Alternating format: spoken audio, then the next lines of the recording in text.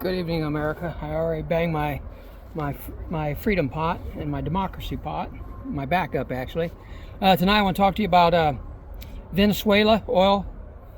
That's why Trump's going in there. It has nothing to do about narco-terrorism or even our own intelligence and our FBI and everything says no. They're not. They don't do fentanyl. They're not. There's a little bit of drugs, but it's inconsequential what's going through it. So what that is about, and we did more research on that, and I've seen a bunch more video and people who are smarter than me on it, is what he's going to do is he's going after the oil. He's going to put in Eric Prince. Remember Eric Prince? He's the one from Blackwater. Remember in Iraq War they got caught up in all that stuff. His people in Blackwater. Well, that's who he's going to put. He's going to put a private army in there, but he's going to use the U.S. Navy and the CIA to soften that all up. That's what's going to happen, people. And he also said, he literally said this, he doesn't have to go through Congress to declare war on Venezuela, because he could say the narco-terrorism. Well, there's nothing in narco-terrorism. People, I tell you, anyone that's around him, there's already at least 8 or 10 of his lawyers from the past administration who have lost their license. Okay? There are people who went to jail lying for him. And it's going to be worse when we finally take charge. The Democrats do again. We want scalps. Okay, for what they've done to this country. Okay. That's on that. The other deal is on SNAP and the food stamps. Well, you know who that really hurts? Rural America. 70%, I think it's 70%, I think it's Alabama or Mississippi, is rural people who take that. Okay, and a lot of these rural areas, that the grocery store, 70% of the money that goes through that store is SNAP benefits, WIC, all that stuff. That stops. Okay, they're literally going to starve people to death. That's what they want. Okay, oh, allergies again. That's what's going on, and rural America is in for a big surprise. And I live in a rural area. And more white people take food stamps and SNAP than do black people, because black people have just been so discriminated against. It ain't worth the hassle half the time for them to do it. What the ones you see are the desperate ones and everything else. Yeah, the ones that finally get through and to qualify. But a majority of them, it's white people that's on this. Okay. Also, remember I went back to on that. Remember I told you he pardoned that ZZ from that Bannon and whatever it is coin deal. Well, what it is, what he pled guilty to, besides money laundering and wire fraud, he also human trafficking. What he was doing, he knew about human trafficking and he did nothing to report it, and that's what happened. Okay, these are not good people. These are the horrible people. These are the dredge people of the world. Okay, they just have money. Okay, that's what it is. Also, what we found out too, I found out today, is Pete Hegseth, when he was a National Guard, he couldn't get deployed in one area. Why?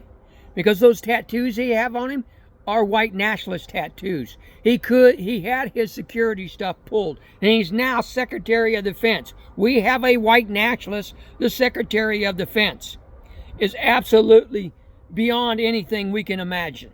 It's just basically BS.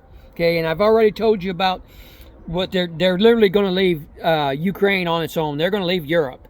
I'm telling you guys, if he lasts long enough, they will leave Europe.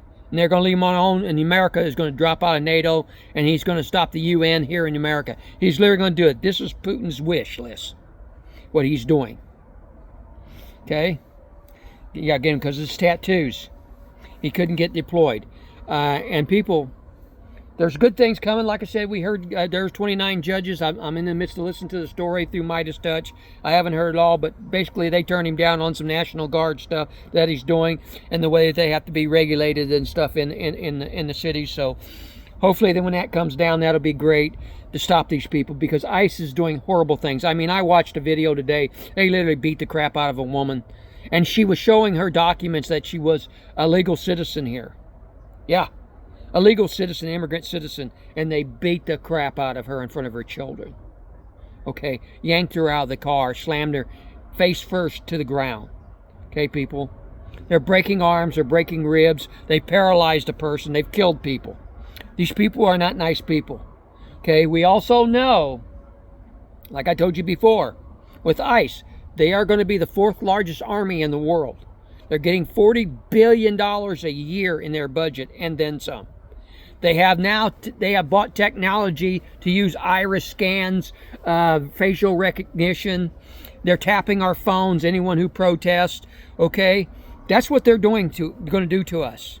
As me as a trans person, yeah, I'm on that list. Okay? I've been on that list for years. Okay? When I was put out of the service in the 80s. Okay? But I got my honorable discharge because I didn't do anything wrong other than ask for help. Okay, people? And I know what trans people that have lost their job, the last 10,000, and what they're going to go through this military, the ones who fight it. I know what they're going to do because they did propaganda crap on me and everything else. And it's the same crap they're doing right now. Okay? Also, Fox News and the right-wing stuff, they're not showing you what's going on. They're not showing you. They're showing you the old violence or a little bit of violence here and there, and they're blowing it up with the techniques and manipulating it with AI. And that's what they're doing. They're not telling you the same story. Okay, independent media is on the ground doing the stories. There's very few mainstream medias doing their job today. Okay, we're in a hurt for the media. The journalists in this country are not doing their job. And these the newspapers, like the Washington Post. I left the Washington Post a long time ago. They used to be one of the great newspapers. The only one is barely that I listen to a little bit, and that's the New York Times. But mostly my stuff now is coming from overseas that I read. If you want to know what America and the world, the world and Europe thinks about us and the news, go read their stuff. You'll find out. It's not nice, people. But yeah, I'm in the midst of making chicken and dumplings, and so I'm going to go in and eat some supper. I just made some homemade, and looking forward to it. But yeah, it's starting to cool off again more, and so I'm gonna get in the house. I'm cold, but I thank everybody. Like and subscribe. I really appreciate it, and comment. And y'all have a good evening. Thank you.